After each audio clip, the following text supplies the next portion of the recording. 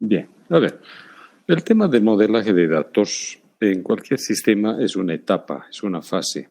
Siempre tiene que haber. O sea, no hay sistema de información sin un modelo de datos. O sea, siempre tiene que haber un modelo de datos, ¿no? No interesa si van a usar una base de datos relacional o una base de datos no relacional, pero siempre hay información. En cualquier sistema, por eso se llama sistemas de información. Siempre tiene que haber información, ¿ya? Entonces, en el asunto este de la bibliografía que se tiene sobre métodos ágiles, no hay mucha bibliografía que hable expresamente sobre el modelaje de datos, ¿ya? Es algo que se lo da por supuesto, o sea que se supone que se lo tiene que hacer, ¿ya? No existe ningún método ágil, no hay ninguna técnica ágil para lo que es el modelaje de datos, no hay. O sea, el modelaje de datos se lo da por entendido, se lo da por conocido, ¿ya? Bien.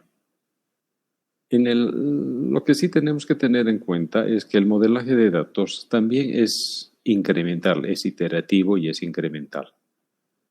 ¿Qué significa eso? Que nosotros vamos a tener, digamos, en el primer sprint un número de tablas que las vamos a ir identificando como resultado de la iteración. Y en el segundo sprint van a aparecer otras tablas. Estas tablas se unen a las tablas anteriores. Es decir, el primer sprint genera un conjunto de tablas que son resultado del modelaje, digamos, de la primera iteración. Y en la segunda iteración aparecen otras tablas. Y esas tablas se unen, se relacionan a las tablas anteriores. Y así sucesivamente. Digamos, en la tercera iteración van a aparecer otras tablas. Y eso es iterativo incremental. La gran dificultad que se tiene es en mantener la consistencia entre los modelos de las iteraciones. ¿Qué significa eso?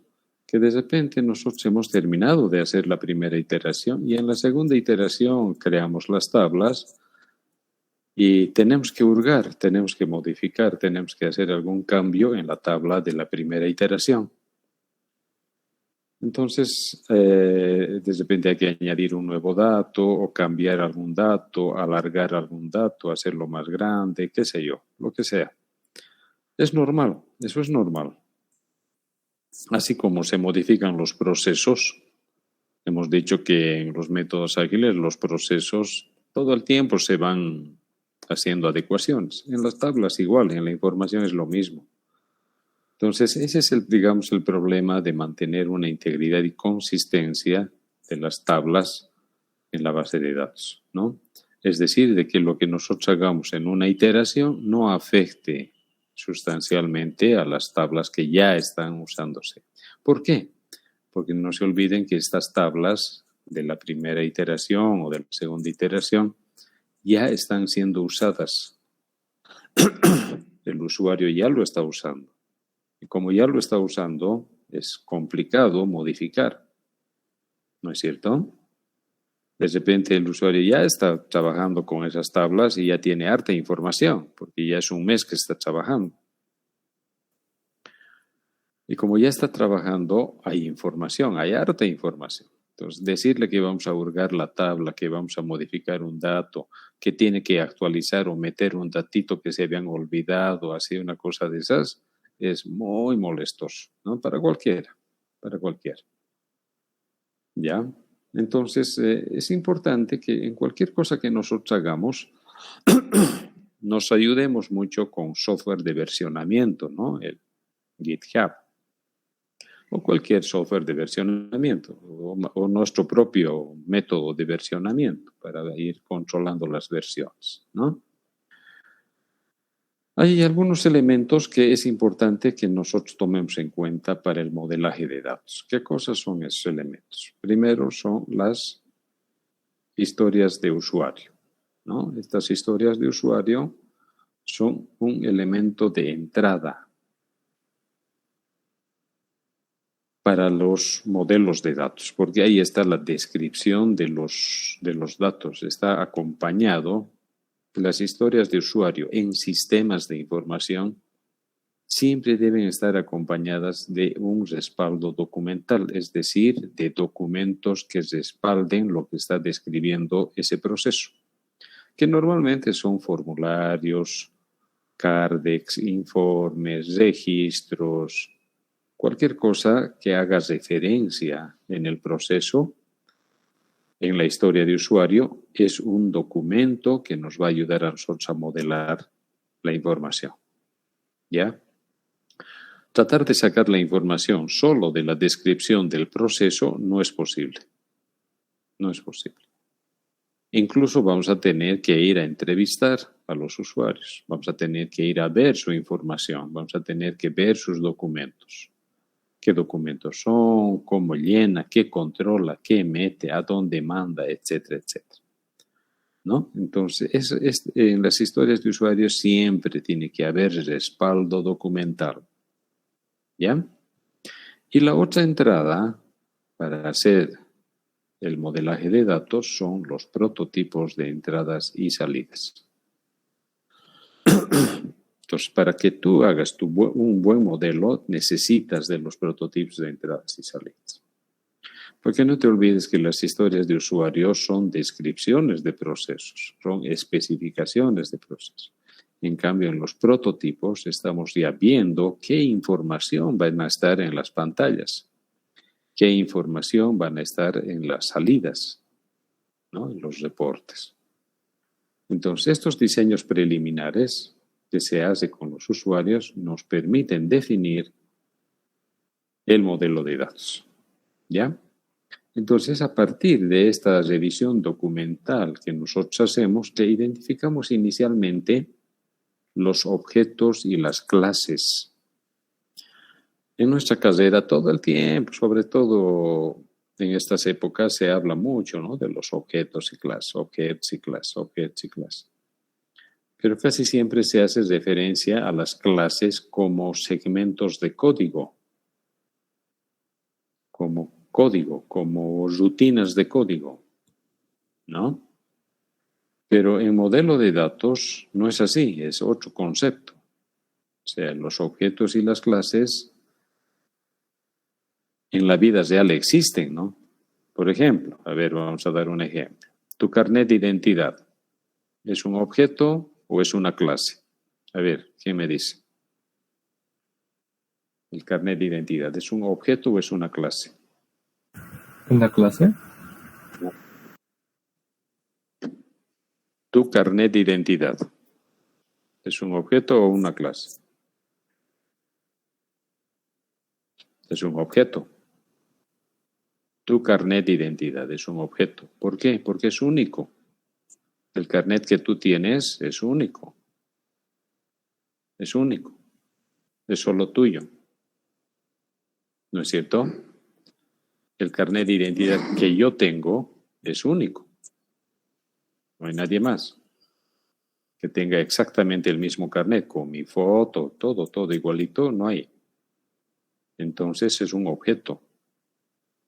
Pero al conjunto de todos estos objetos que son individuales, que son únicos, a todos los carnets de identidad, ¿cómo se los clasifica? Como una clase. Eso sí es una clase. Entonces, en la vida real, siempre estamos rodeados de objetos y de clases también. Aunque el concepto de clase es medio abstracto, pero lo manejamos de manera ya normal, intuitiva. A ver, por ejemplo, si ustedes van al supermercado, al ICE, digamos que han ido al ICE. Cuando ustedes cancelan, siempre les dan una factura, ¿no ve? Siempre les dan una factura. No importa que sea su nombre o sin nombre, a nombre de otra persona, lo que sea, no importa. Siempre les dan una factura. ¿Esa factura es un objeto o es una clase? Pregunto.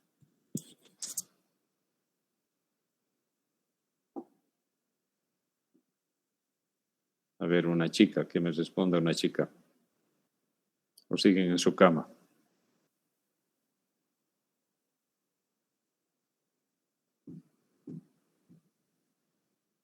¿Están ahí en clase? A ver, voy a ver si están en clase.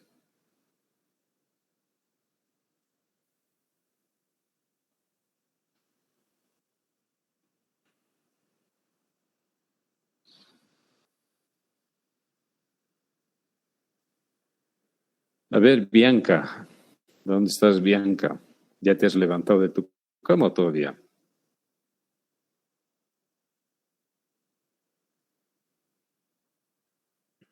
Voy a hacerme una lista. Los que no me respondan les voy a quitar 5 puntos. ¿Ya?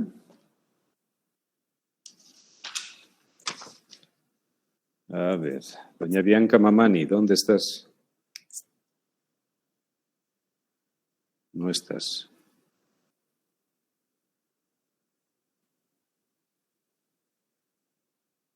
A ver, doña Alejandra, doña Jamie Alejandra.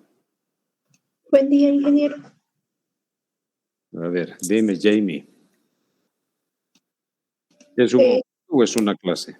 Creo que sería un objeto, porque cada persona tiene diferentes cosas en su factura, ¿no? Exactamente. Aunque compre, a ver, si yo compro exactamente lo mismo que tú estás comprando, ¿seguiría siendo un objeto? Sí, porque creo que cada factura igual tiene su propio código. Tiene su propio número de factura, tiene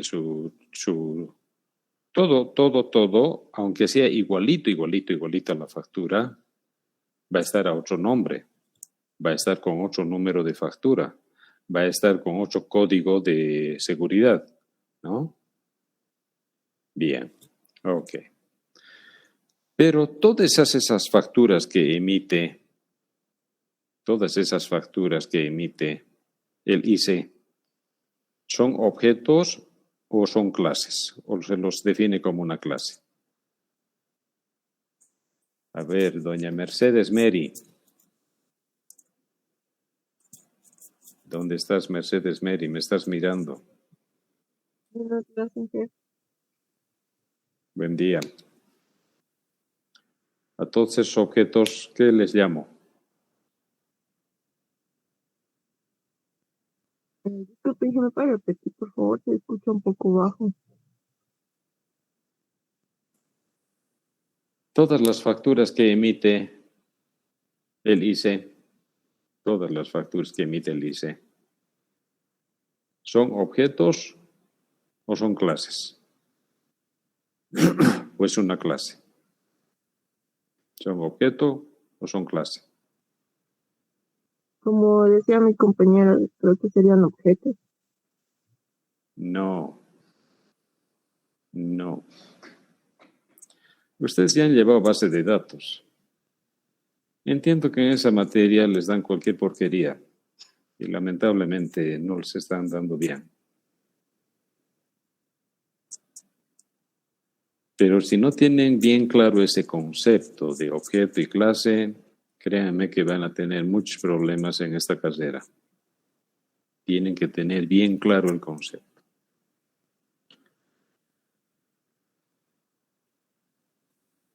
A las individualidades, a cada factura es un objeto, pero al conjunto de facturas se lo llama clase. ¿Por qué se le llama clase? A ver, don Ronald Terán. Ustedes ya han llevado esta materia. Para entrar a SIS 2 es condición haber llevado base de datos 1 y estar en base de datos 2. A ver, ¿qué dices, Ronald? Buen día, Inge. Se llama clase a la abstracción de los datos de un objeto, por decir la generalización más o menos. Siempre Ya. nos dan un ejemplo de persona, cada persona tiene un nombre, apellido, estatura, pero cuando se instancia el objeto ahí es donde ya considera un objeto cuando se crea, ¿no?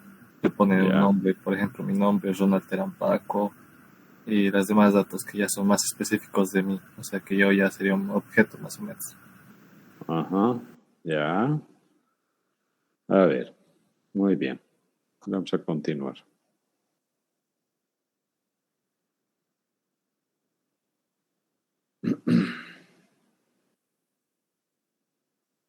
Es importante tener bien claro qué son objetos y datos. Los objetos y clases, diré, ¿no?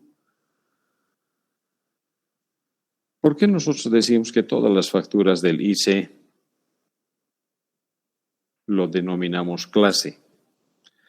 Porque todos los objetos llamadas facturas tienen exactamente los mismos atributos.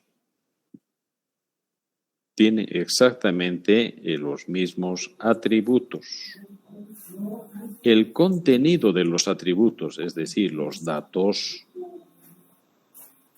son diferentes. Pero toditas las facturas tienen número de factura como atributo. Toditas las facturas tienen un NIT del cliente, un nombre del cliente. Tienen atributos. Todos tienen exactamente los mismos atributos. Como todos tienen exactamente los mismos atributos, además sirven exactamente para lo mismo, cumplen las mismas funciones, se los llama clases. Entonces, en otras palabras, una clase es un conjunto de objetos que tienen los mismos atributos y cumplen las mismas funciones, es decir, permiten hacer las mismas operaciones, o lo que le llaman en teoría las mismas operaciones o mensajes también que le llaman, ¿no?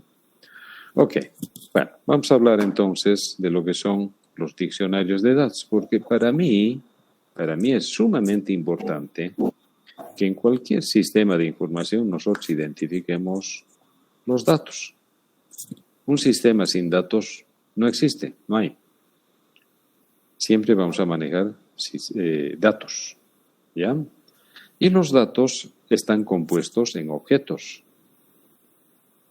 Y los objetos definen clases. Alguien está con su micrófono abierto. Mil disculpas. ¿Ya? Ok, entonces, cuando nosotros hacemos los diccionarios de datos, vamos a utilizar una simbología que es muy simple, exageradamente sencillita. ¿Ya? Para definir un objeto, y para identificar los atributos de un objeto, vamos a utilizar estos símbolos, ¿ya? El igual, que significa está compuesto de, y el paréntesis, que nos permite decir si ese dato es opcional, porque puede ser un dato opcional, ¿no es cierto? Es decir, no es obligatorio meter en la pantalla, quiero decir. Puede ser opcional. Si colocamos entre llavecitas, quiere decir que ese dato se repite, que itera. Cuando colocamos entre corchetes separado con estas barritas, quiere decir que tenemos que seleccionar uno de. Y este simbolito, la arroba, este simbolito, es un identificador del objeto. ¿Ya? Y este simbolito, el asterisco, significa comentario, como en cualquier cosa que nosotros utilizamos. Así, por ejemplo, si yo quiero definir los atributos de una clase o de un objeto empleado, puedo decir así: empleado es igual a arroba número de empleado. ¿Por qué arroba por delante? Porque el número de empleado es el identificador de este objeto. ¿Ya? El nombre, el apellido paterno, el apellido materno. Fíjense que el apellido materno está entre paréntesis. ¿Por qué? Porque hemos dicho que paréntesis, aquí arriba está, de aquí es dato opcional. ¿Por qué decimos que el apellido materno es opcional? ¿Alguien puede decirme?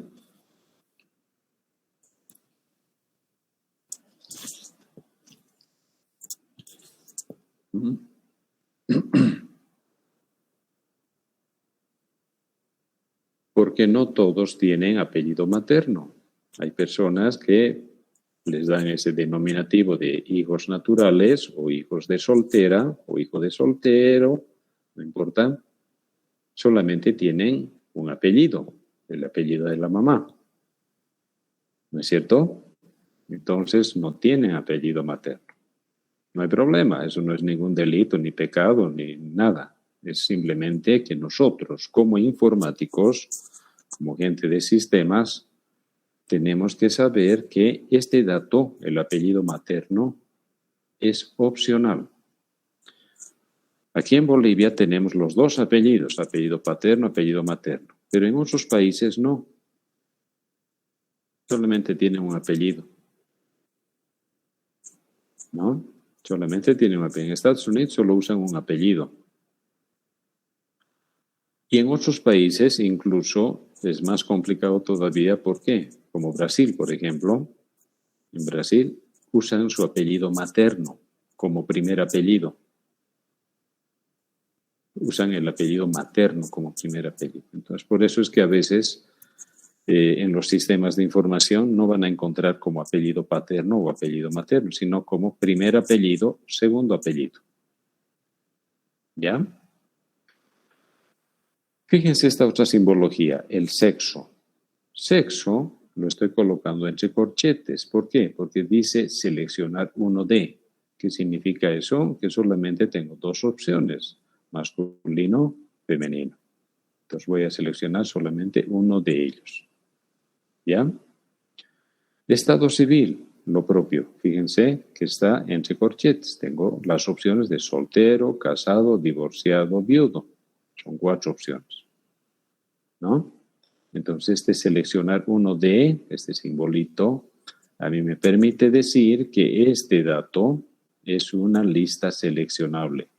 Entonces, por lo tanto, lo voy a poder utilizar en un combo box. Para eso me sirve. ¿Ya? Voy a tener su salario básico, su cargo. Ahora, formación académica. Fíjense que en formación académica estoy utilizando las llaves, ¿no? Estas llavecitas, ¿qué significan? Las llaves significan que se repite, que hay iteración. Entonces, aquí en formación académica tenemos el título, la universidad, el año del título. ¿Qué significa eso? Que esa persona puede tener un título o 2 títulos o varios títulos, ¿no? Puede tener un título de licenciatura en ingeniería, de lo que sea, puede tener una maestría, puede tener un doctorado o otra maestría también, no importa. Entonces, en formación académica, este símbolo me quiere decir que es iterativo, ¿ya? Entonces, una vez definidas todas las clases, para la obtención del modelo físico o modelo relacional, hay que convertir esta clase a objeto, a modelo relacional. Hay que hacer un mapeo. Este trabajito que se hace se denomina mapeo, ¿ya? Es el mapeo. ¿Qué es el mapeo? El mapeo es convertir un modelo de clases a modelo relacional o modelo físico de implementación. ¿Ya?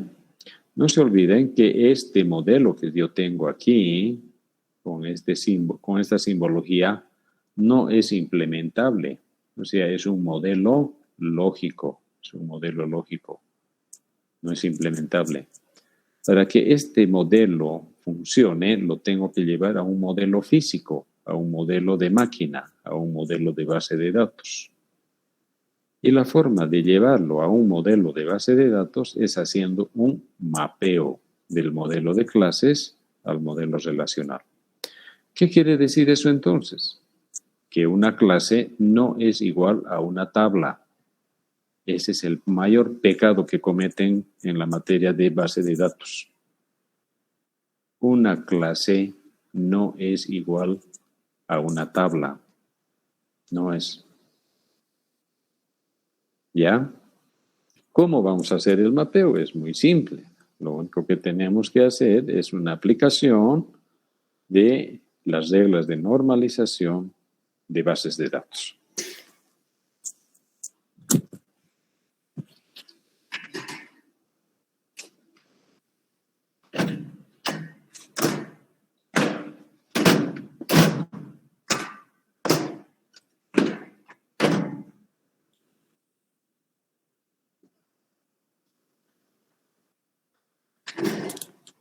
Ok. Bien, entonces, de una clase es probable que nosotros obtengamos varias tablas. Depende de la clase que estemos analizando, ¿ya? Es factible que nosotros obtengamos de una clase principal, vamos a ver aquí, de una clase principal, se obtengan varias tablas a medida que se esté mapeando. ¿Ya? Ok. Entonces, cuando nosotros hablamos ya de modelo relacional, vamos a ir utilizando una nomenclatura, un patrón de especificación de tablas, que lo vamos a ver más cachito, ¿ya? Me interesa profundizar en esta parte de los objetos y clases y hacer la definición de la clase. A ver, para eso vamos a...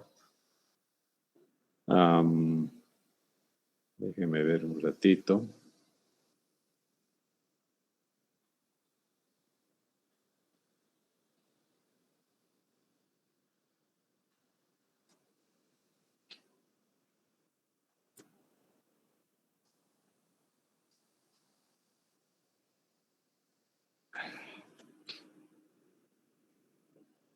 Ahorita estoy trabajando en otra portátil porque la conexión de Wi-Fi aquí en la universidad se cayó. O sea, no hay conexión de internet con cable. Así que ni modo, vamos a tener que adaptarnos un poquito a esta maquinita, que es una Mac.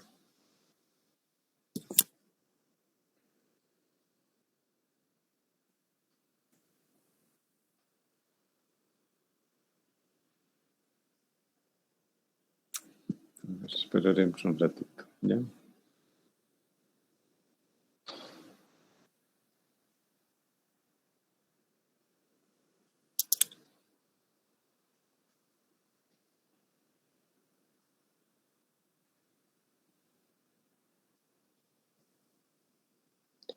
Ok, a ver, vamos a ver otra cosa más.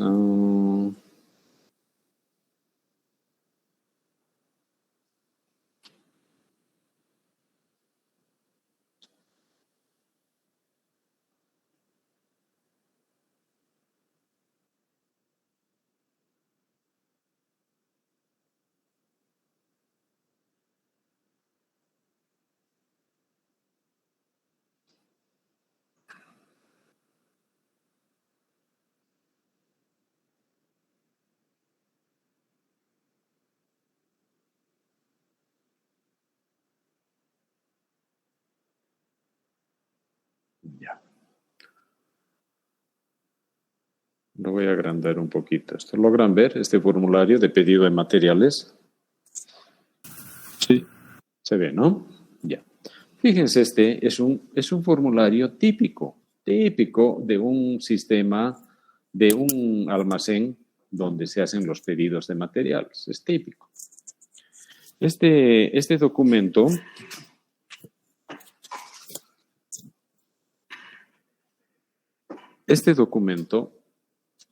se lo utiliza en cualquier empresa. El parecido es muy, muy, muy, muy grande. Casi todas las empresas tienen exactamente el mismo formulario. Es muy estándar, digamos, ¿no? Quiero que analicemos esto. Tenemos el número de solicitud, la fecha de solicitud, ¿Quién está solicitando? O sea, la unidad solicitante del material. Para nuestro ejemplo, el departamento de contabilidad. ¿No es cierto? El departamento de contabilidad. Y tenemos la gerencia financiera. ¿Quién es el empleado que está solicitando? ¿Qué cargo tiene? Listo. Y tenemos debajo las cosas que está pidiendo esta persona, ¿no?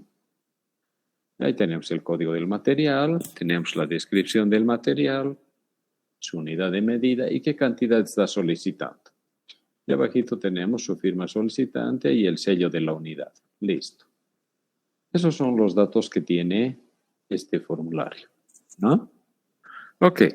Vamos a hacer entonces de este objeto, porque esto es un objeto que tiene un número de solicitud. Si se fijan, todos los formularios de pedidos de materiales van a tener este formato. Con diferentes datos, por supuesto que sí, con diferentes datos, ¿no? Pero nosotros vamos a tener exactamente los mismos atributos. Ok, entonces vamos a definir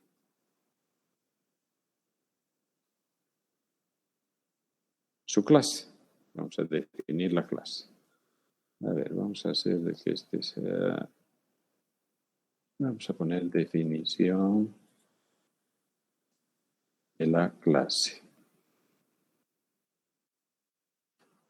Ok.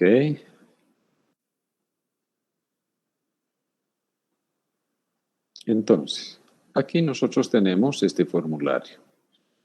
A este formulario, como clase, ¿qué nombre le podemos dar? O como objeto, siquiera. Pedidos, ¿no es cierto? Pedidos de materiales. Entonces le vamos a dar un nombre de definición de clase como pedidos. Al conjunto de estos formularios le llamamos clase y esta clase se va a llamar pedidos. Pedidos material. Le vamos a poner rayita baja de material, ¿no? Entonces, este va a ser así. Listo. Vamos a ir definiendo sus atributos, que eso es sumamente sencillo. Arriba tenemos, fíjense, su número de solicitud, ¿no? Tenemos un número de solicitud y la fecha de solicitud. Entonces tenemos aquí número, vamos a hacer pura mayúscula, número de solicitud.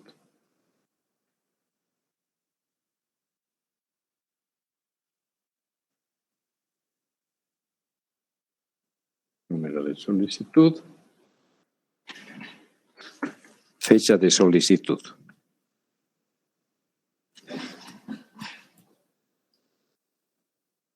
Fecha de solicitud.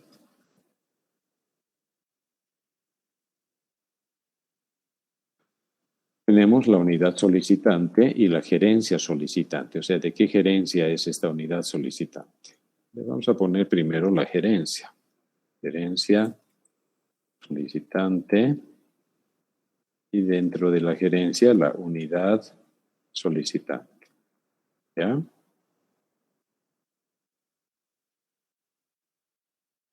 Vamos a poner el empleado, quién está solicitando y qué cargo tiene. Empleado solicitante, cargo.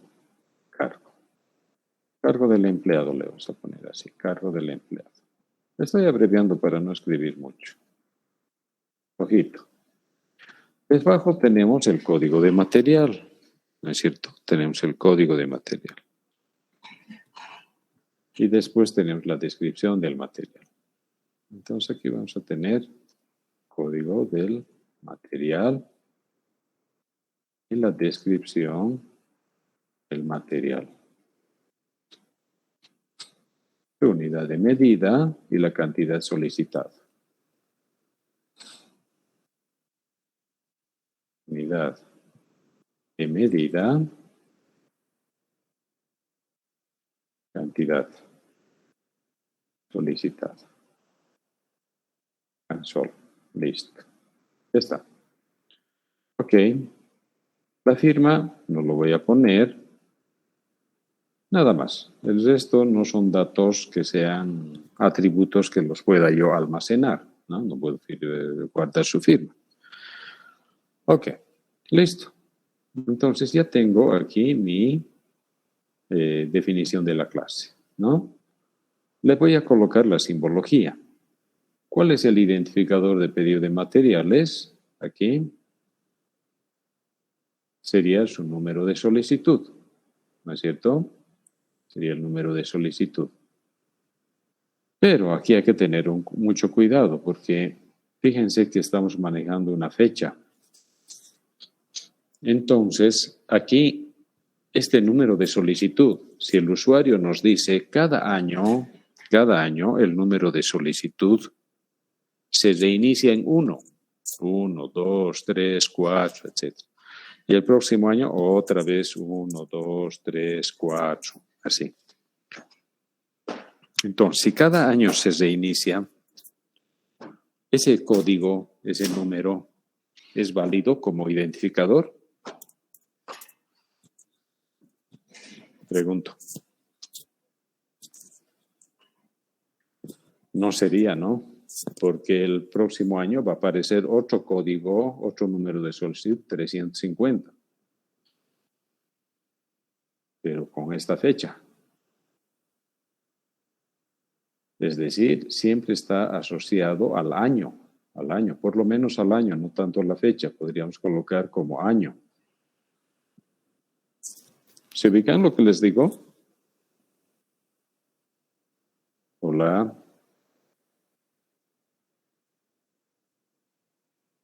¿Están ahí? ¿Se ubican lo que les digo? ¿Sí o no? Solo díganme sí o no. Sí. Ok. Tienen que responderme porque ya les he dicho que tengo un problema de mierda aquí con esto del internet de la universidad.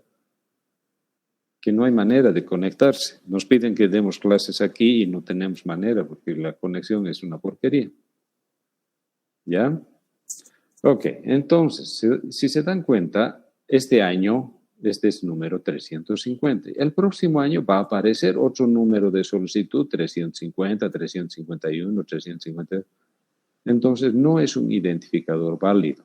Entonces, podemos nosotros asociar a este otro identificador. Entonces, podemos poner número de solicitud y le podemos añadir, digamos, aquí, para no estar colocando la fecha de solicitud, año,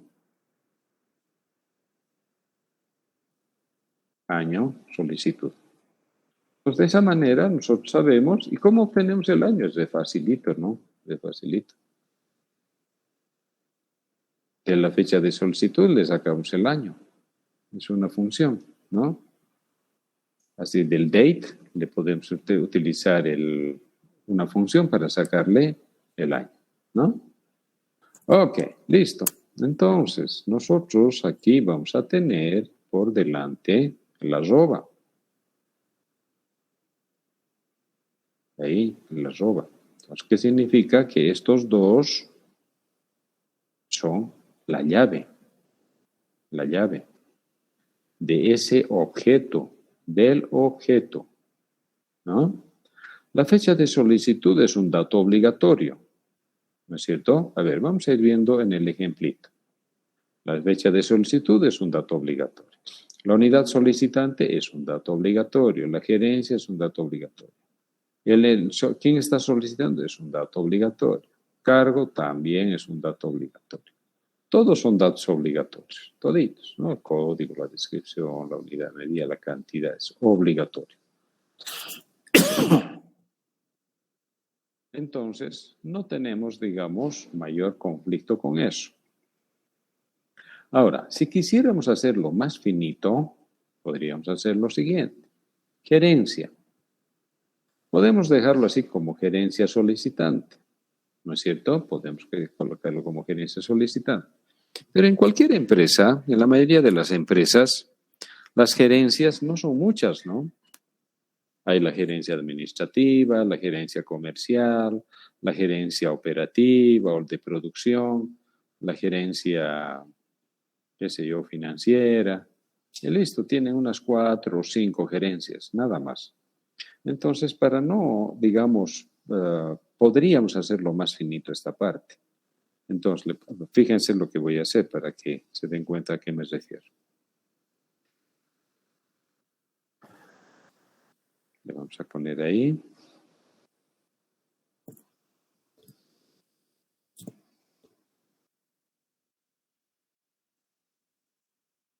Coloco aquí gerencia.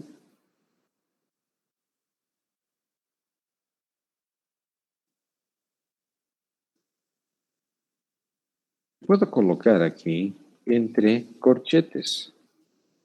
Puedo colocar entre corchetes y digo gerencia general. Barrita. ¿Dónde está la barrita? Gerencia administrativa.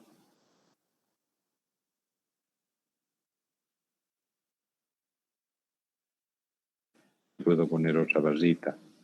Así, gerencia financiera. Para no escribir mucho, le vamos a ir quitando.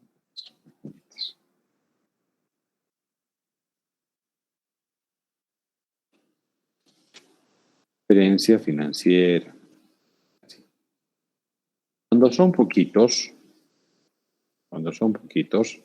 se puede poner así. Hasta 10, ¿ya? Se puede poner. ¿Qué significa eso? Que tenemos que elegir uno de. Entonces, gerencia financiera, gerencia de producción, gerencia de ventas, o gerencia comercial, así, gerencia comercial, etcétera. Listo, digamos, ya, así. ¿No? Entonces, puedo utilizar esta simbología. Puedo hacer esta simbología que sería muy finito. Lo vamos a manejar así. O simplemente lo dejamos como GERSOL, así, gerencia solicitante, así como así. ¿Ya? Lo voy a hacer con otro color esto para que después les pase y les sirva como ejemplo. Esto lo voy a hacer con otro colorcito para que... Así. Para que se den cuenta. ¿Ya? La unidad solicitante podríamos hacer una cosa parecida, pero en una gerencia puede haber hartas unidades, ¿no? Hay más unidades. Entonces, puede ser también seleccionable porque eso puede estar parametrizado. Puede estar parametrizado. El empleado solicitante también puede estar parametrizado porque vamos a tener guardados los datos de todos los empleados de la empresa.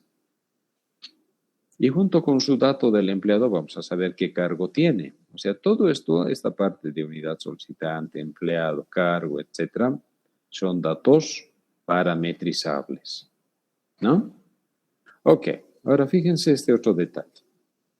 Desde código de material hasta cantidad solicitada, todo esto se repite. Aquí tenemos un registro, otro registro, otro registro. Tenemos 3 registros.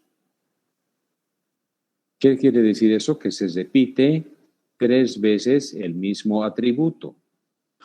Entonces, como se repite 3 veces desde código de material, desde ahí, código de material, la cantidad solicitada es iterativo. ¿Se ubican? Código de material, descripción de material, unidad de medida, cantidad solicitada. Entonces, estoy diciendo que todo esto lo voy a poner con otro colorcito. Vamos a poner con un azul para que se ubique. Todo esto se repite, itera. ¿No es cierto? Itera. Ok. Listo. Entonces, esta es nuestra clase, pedidos material. Pedidos materiales, nuestra clase. ¿Ya? A partir de esto vamos a obtener las tablas. Entonces, para hacer eso, lo que tenemos que hacer es lo siguiente. Se llama mapeo. Este mapeo lo que nos va a permitir es convertir una clase a tablas.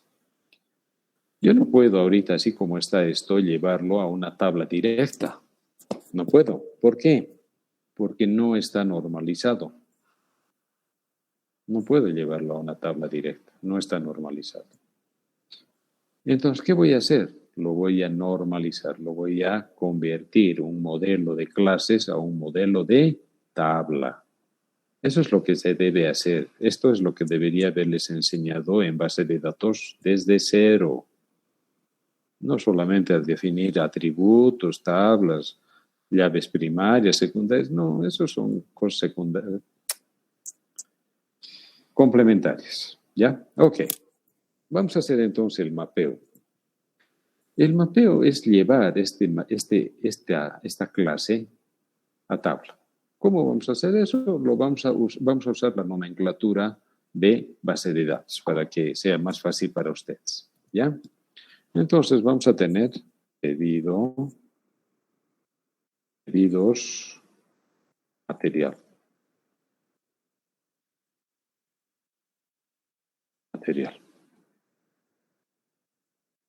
Esto va a ser igual a que, entre paréntesis, número de solicitud, coma, año, solicitud, coma, fecha, solicitud. Y vamos a utilizar el gerencia directo, gerencia solicitante, unidad solicitante, empleado solicitante,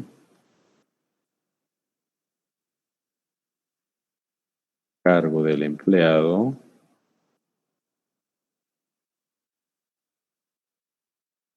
código del material,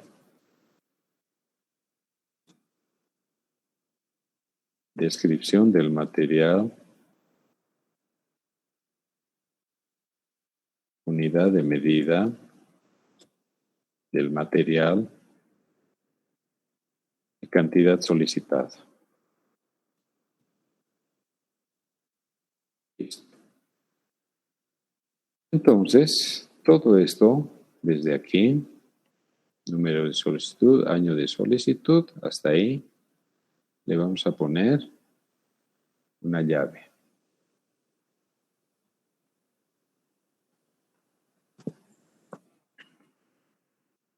Ya. Entonces, así, en simbología de base de datos, eso sería, ¿no es cierto? Pero esto no es funcional, no me sirve así. Entonces, lo que tenemos que hacer es el mapeo. Y para hacer el mapeo, lo que tenemos que hacer es llevar a primera forma normal. Ok. Primera forma normal. Lo vamos a llevar a primera forma normal.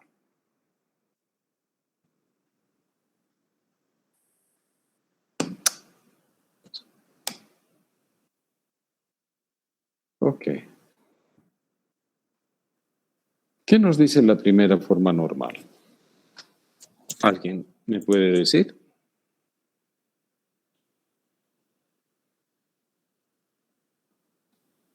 ¿Alguien se acuerda de lo que han llevado de base de datos? Porque ahorita esto hay que llevar a primera forma normal. Si nos fijamos la definición de la clase,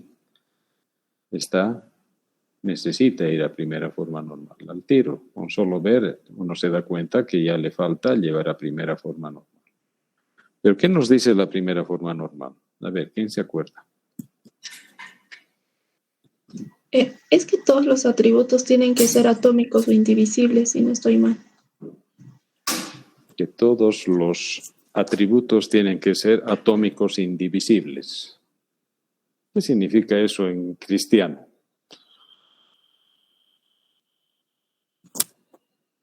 Si te dijera que esto necesitas llevarlo a primera forma normal, ¿qué harías?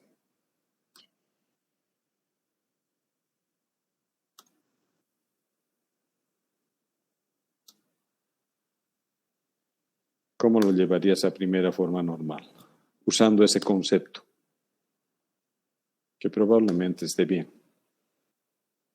Pero en términos cristianos, ¿qué tendríamos que hacer?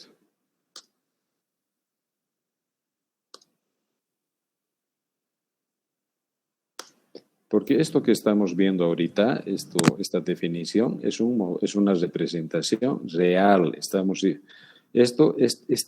simbología, esto que estamos haciendo, es exactamente esto. Pero en nuestra representación, en nuestra simbología, este es el objeto real, lo que usan los usuarios.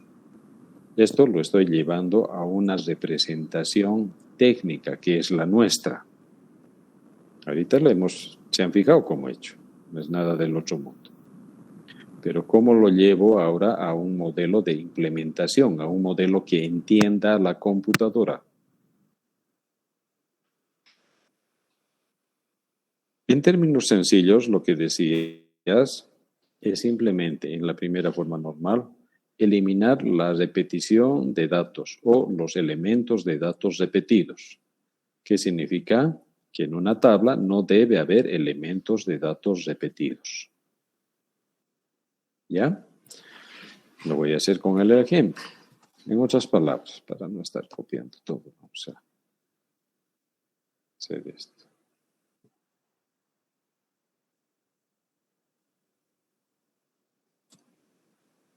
Entonces, si nos fijamos aquí, ¿cuáles son los elementos de datos repetidos de pedido de materiales? Es todo este que está azulito. Todo este que está azulito. Para eso me sirve esta simbología, para darme cuenta cuáles son los elementos de datos repetidos. Todo esto que está en azulito. En esta simbología es más difícil darse cuenta, ¿no es cierto? Entonces, lo que vamos a crear es, como este pedacito se repite varias veces, vamos a crear otra tabla que se llame detalle pedido o detalle material. Así, detalle materiales. Detalle de los materiales. Le vamos a colocar así. Listo. Entonces, todo esto son los elementos de datos repetidos que hay que sacarlo. ¿Cómo lo saco? Facilito. Desde código de material, de aquí. Cantidad solicitada. Ahí. Lo vamos a cortar. Y lo vamos a traer aquí. Listo. ¿Pero eso es lo correcto? No. ¿Qué tenemos que hacer? Como esta tabla es el resultado de la primera normalización de esta otra tabla, necesitamos copiar su llave. Entonces, esto de aquí, vamos a copiar, le vamos a poner aquí. Control. Entonces, de esa manera, yo tengo mi detalle de materiales con mi pedido de materiales, una relación. Pero aquí tengo otro pequeño detalle también. ¿Cuál es el identificador de estos elementos de datos repetidos? El código del material. Entonces, aquí, en esto, lo vamos a hacer así. Ahí le vamos a poner como llave. Listo. Ahí está. Con ese simple truco, con esa simple acción, nosotros hemos convertido esta tabla inicial a primera forma normal. Lo hemos llevado a primera forma. ¿Ya? Lo hemos llevado a primera forma normal.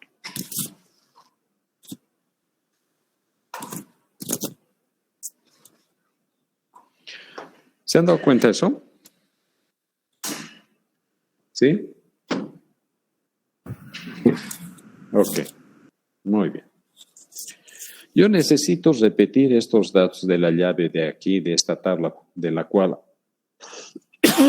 se genera, porque necesito la relación.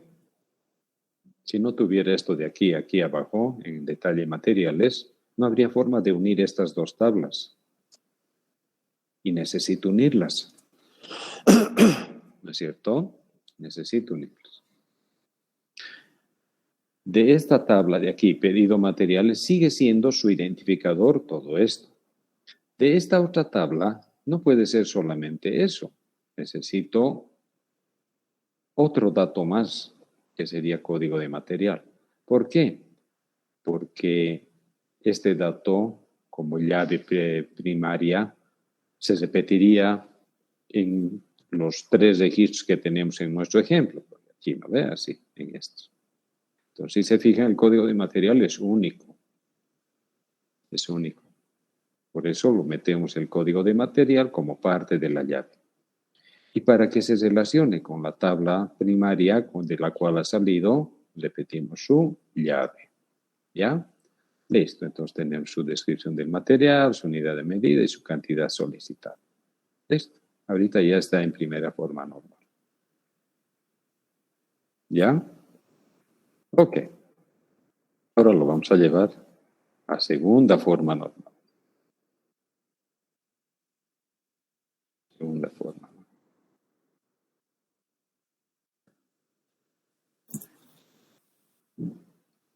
Esta segunda forma normal, ¿qué nos dice como concepto? ¿Se han dado cuenta que eso de que son elementos atómicos es un concepto bien estúpido? Que me disculpen, pero realmente esos conceptos no se ven en términos reales, ¿no? Simple, es así de simple. La primera forma normal es la eliminación de los elementos de datos repetidos. Punto. Es decir, de los elementos que iteran. En términos sencillos, ¿no? Ya. La segunda forma normal, ¿qué nos dice? ¿Alguien se acuerda?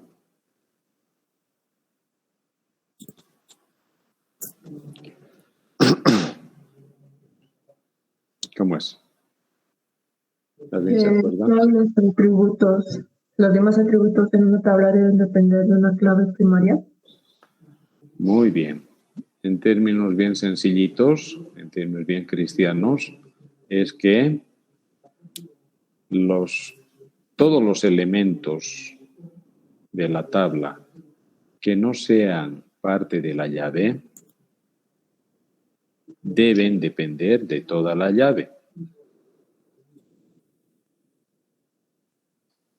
¿Ya?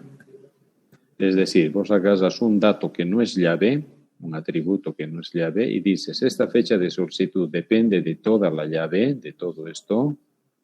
Dices, sí. ¿Por qué? Porque esta fecha de solicitud está asociada a este número de solicitud que tiene este año. ¿La gerencia solicitante está asociada a toda la llave principal? Sí, porque este número de pedido, este número de solicitud, lo ha hecho esta gerencia. Entonces, así se va haciendo una búsqueda, dato por dato, para ver si ese dato depende de una parte de la llave o de toda la llave. Aquí toditos estos datos dependen de la llave, toditos. Pero fíjense aquí abajo. Fíjense aquí abajo. Hagamos el primer dato que no es parte de la llave. Entonces, el concepto dice, todo elemento que no es parte de la llave debe depender de toda la llave. Fíjense, la descripción del material, ¿depende de toda la llave o solamente de parte de la llave?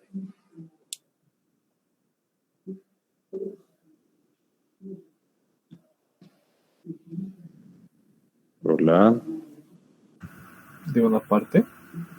De una parte, porque la descripción del material Depende solamente del código del material, no depende del año de solicitud ni del número de solicitud. Depende solamente del código de material. ¿Se dan cuenta? Fíjense, la descripción del material depende solamente de este código. Vamos a ver en el ejemplo. Siempre hay que ir al ejemplo real. Aquí, esta descripción, papel bond blanco de 75 gramos. ¿Depende solamente de este código o depende de estos otros códigos más?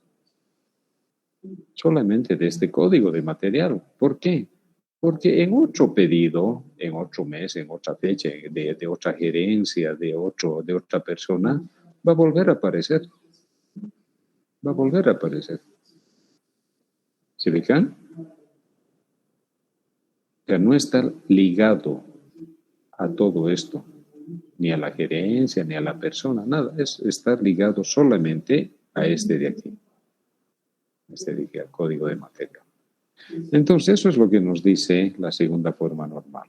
Que aquellos elementos que dependan, a ver, en otras palabras, aquellos elementos que dependan de una partecita de la llave, hay que sacarlos a otra tabla. Hay que sacarlos a otra tabla. Entonces, eso es lo que vamos a hacer. ¿Ya?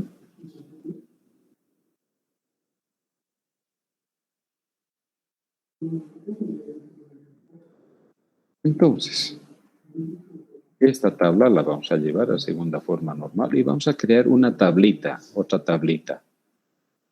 ¿Qué nombre le damos? Aquí dice código de material, descripción del material. Le daremos un nombrecito cristiano que sea materiales. Materiales. Listo. ¿Ya? Entonces dice, el elemento que dependa solamente de una parte de la llave debe irse a otra tabla. Hay que llevarlo a otra tabla. ¿Ya?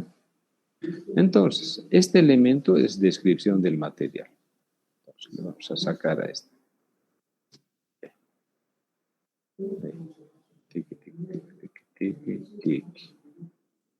Listo.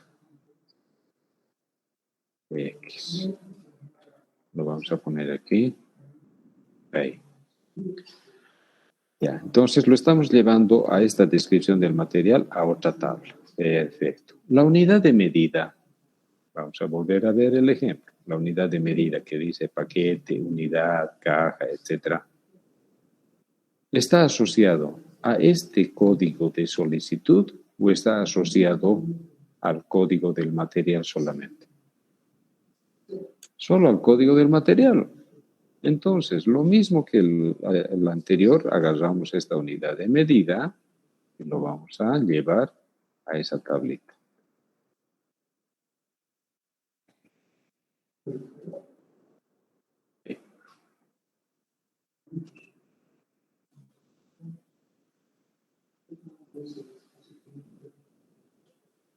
¿Ya? Listo. Ahora, esta cantidad solicitada, vamos a volver a ver el ejemplito. Esta cantidad solicitada, ¿está asociada solamente al código del material o también al número de solicitud y a la fecha de solicitud? Pregunto.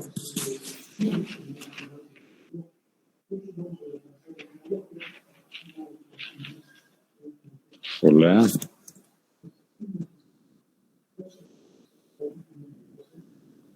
¿La cantidad solicitada está asociada solamente a ese material o está asociado a todo el pedido? ¿A todo el pedido? A todo el pedido. ¿Por qué? ¿Por qué?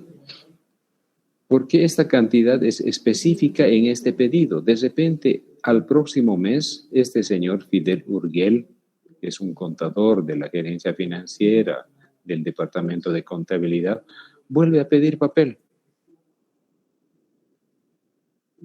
Y vuelve a pedir 5 paquetes. Pero va a estar con otro número de solicitud y con otra fecha. ¿Se dan cuenta? Ahora, de repente ha pedido 10, no 5, sino 10. Se dan cuenta que este número de aquí está asociado a todo el pedido. No solamente al material, sino al material y a todo el pedido. Entonces, fíjense, la cantidad solicitada depende del código del material y de todo el pedido. Por eso se queda ahí. O sea, depende de todita la llave. Por eso se queda ahí. No lo vamos a traer a este otro lado. Como este es resultado de segunda forma normal, ya hay una cascada. ¿Qué significa eso? Que estos datos de aquí abajo, de materiales, tienen que tener una manera de enlazarse, de relacionarse con la tabla de la cual está proviniendo. Entonces, este pedacito de llave de aquí,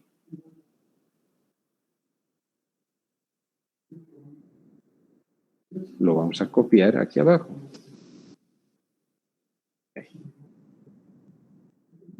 Listo. Entonces, de esa manera, yo voy a relacionar esta tabla materiales con la tabla de la cual está proviniendo. Fíjense. Listo. Ya está. Entonces, esta mi tabla materiales va a estar relacionada con esta otra tabla a través del código de material.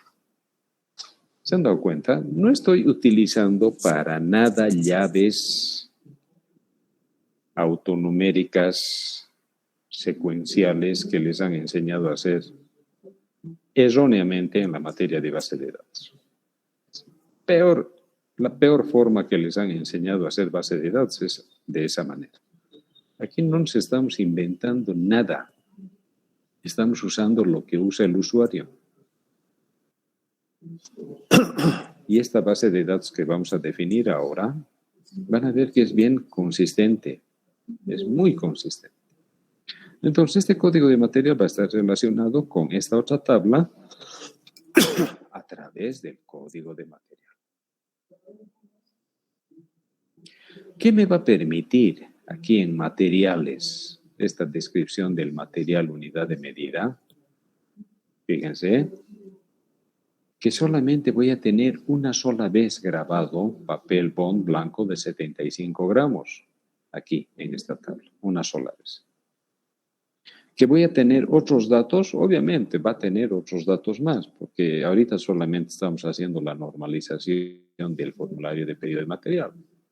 Hay que hacer de toditos los otros formularios para llegar a completar el modelo. ¿Ya?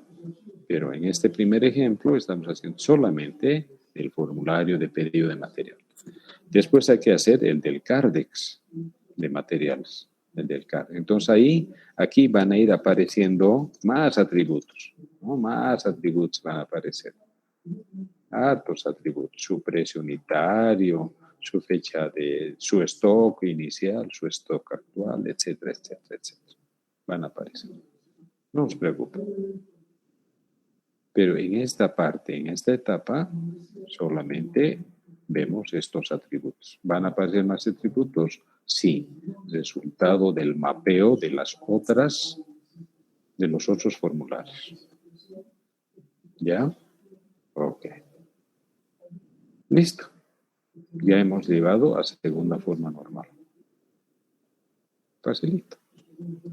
Lo vamos a llevar a tercera forma normal. Siempre hay que llevar esta tercera forma normal. La cuarta y quinta ya no es necesario. Es hilar muy fino.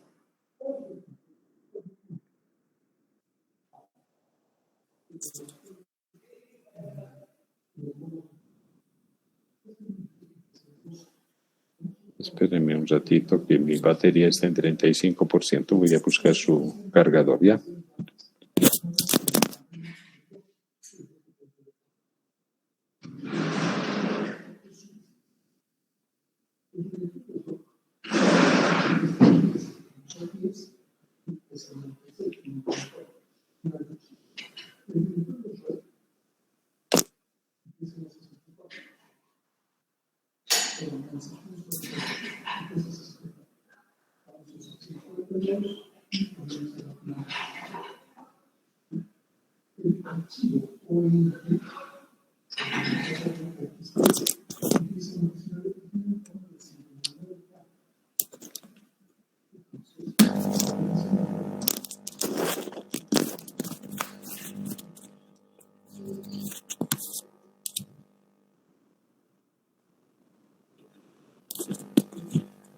Ya estamos. Bien. Ahora, ¿qué nos dice la tercera forma normal? ¿Alguien se acuerda?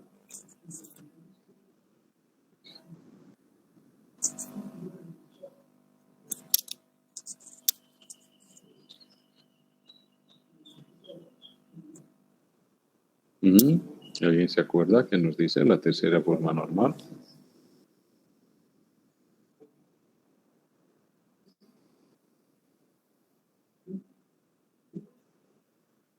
Hola.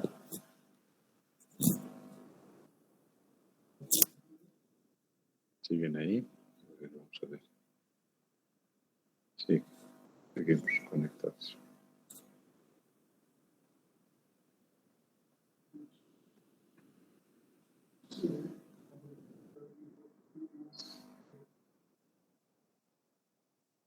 Nos dice la tercera forma normal. ¿Se acuerda alguien?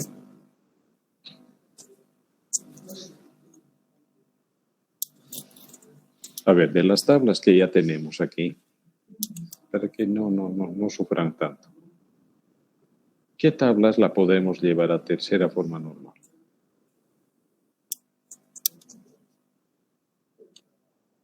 Ahorita las tablas que ya las tenemos listitas, casi listitas, es este de detalle de materiales, este.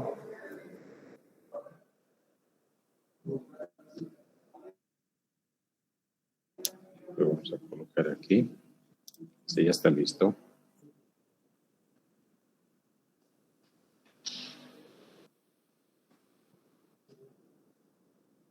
Este pedido de material, eso sí, yo necesito llevarlo a tercera forma normal. Lo vamos a poner aquí. ¿Ya? Listo. Detalle de materiales, ya está listo. Pedido de materiales. Hay que llevarlo a tercera forma normal. Y materiales también hay que llevarlo a tercera forma normal. O sea, dos tablas necesitan ir a tercera forma. ¿Qué nos dice la tercera forma normal? La tercera forma normal dice que los elementos que no son parte de la llave y que dependen de otro elemento que no es parte de la llave deben ser llevadas a tercera forma normal. ¿No es cierto? Bien. Eso es bien complicado. Es bien complicado, es un concepto complicado. También nos dice que en la tercera forma normal, que los elementos que se repiten en múltiples registros también deben ser llevados a tercera forma normal. Eso también nos dice, ¿no? A ver, para que se ubique. Este de aquí es bien complicado. Lo vamos a ver después de que hagamos este otro, el de materiales, ¿ya?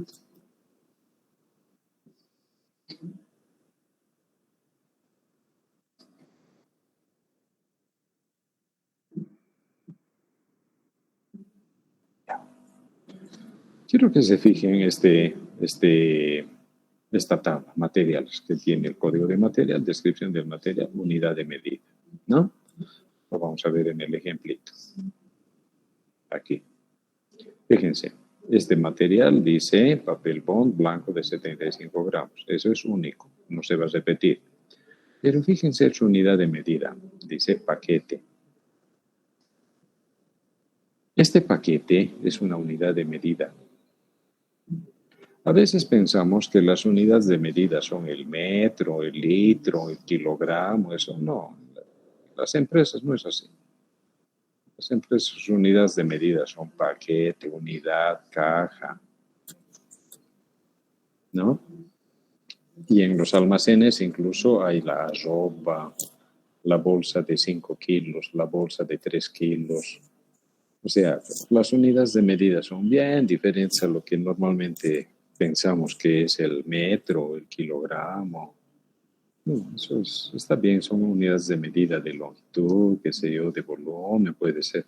Pero en sistemas de información las unidades de medida son bien relativas, bien relativas. Si ustedes van a una farmacia, ustedes pueden comprar una aspirina o un paracetamol, un hito. No hay problema, les van a vender.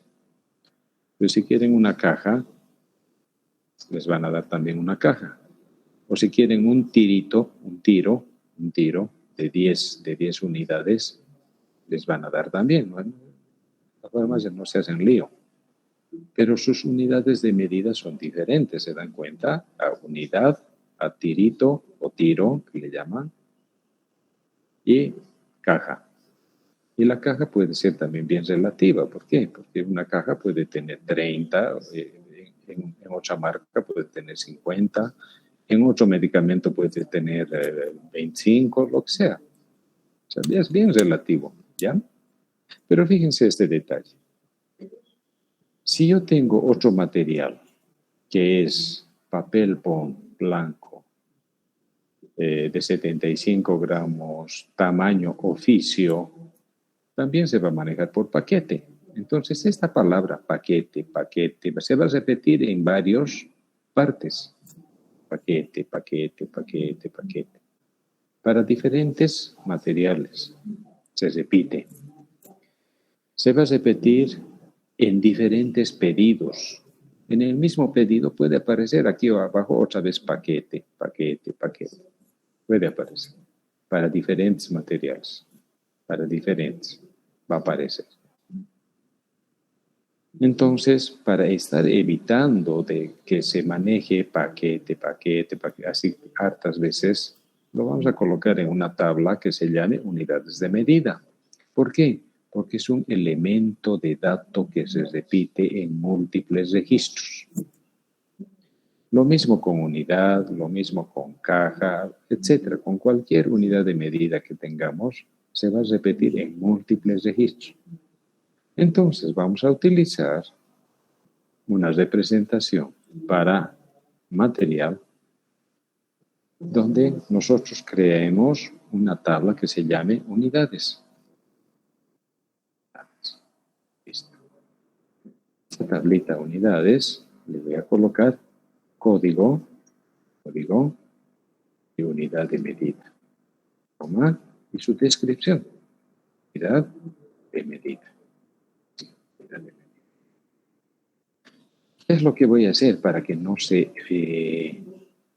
ya dejemos de escribir paquete? Voy a colocar su código aquí arriba de unidad de medida. Y esto lo uso. Así. Entonces, de esa manera, este dato va a estar relacionado, le vamos a poner otro colorcito, con este dato. Fíjense que no es parte de la llave, no tiene nada que ver con la llave principal. Código unidad de medida. Entonces hemos creado una tabla que se llama unidades con unidad de medida. ¿No es cierto? Entonces estas dos tablas ya están normalizadas en tercera forma normal. Ahora lo vamos a hacer lo mismo con este de aquí.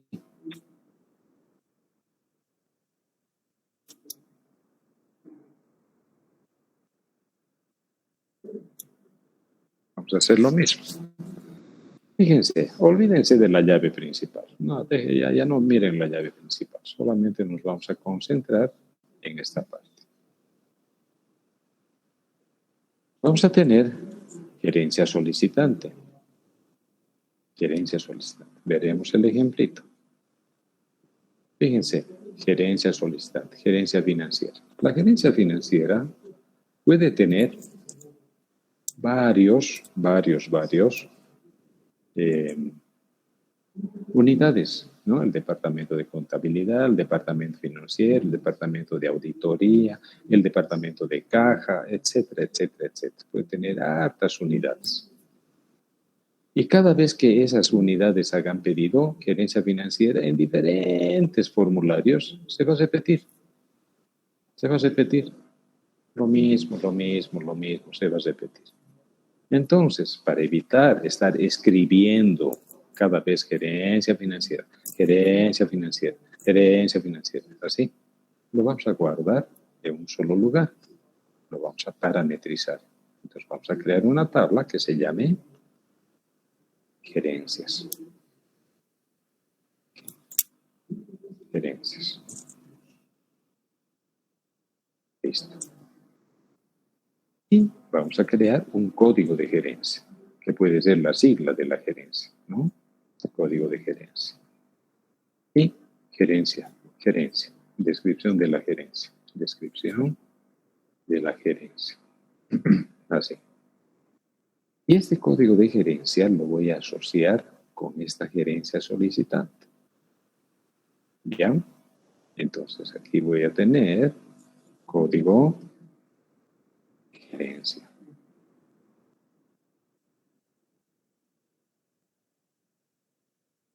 De gerencia. Listo. Y este código lo voy a asociar con esta tablita. Le vamos a poner otro color, que no sea rojo para que sea otra llave foránea. Listo. Código de gerencia. ¿Ya? Hasta ahí está bien. Listo. Entonces tenemos gerencias, código de gerencia, pero aquí hay otro detallito. Aquí hay otro detallito que tenemos que ir analizando con calma, ¿no? Fíjense que aquí tenemos la unidad solicitante. Esta unidad solicitante depende de la gerencia. ¿Se dan cuenta? Depende de la gerencia. Entonces aquí abajo yo voy a tener unidades. Ya tengo otra clase. Quiere decir 9:40, qué bárbaro. Ya. A ver, vamos a dejarlo aquí. Vamos a dejarlo aquí. Lo vamos a grabar. Y el día de mañana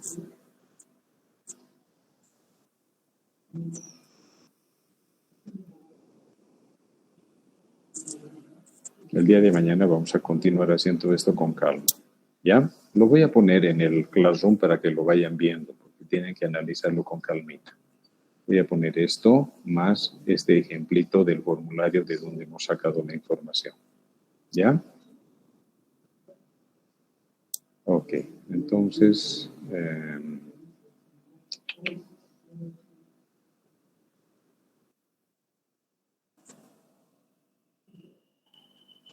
vamos a dejar de presentar.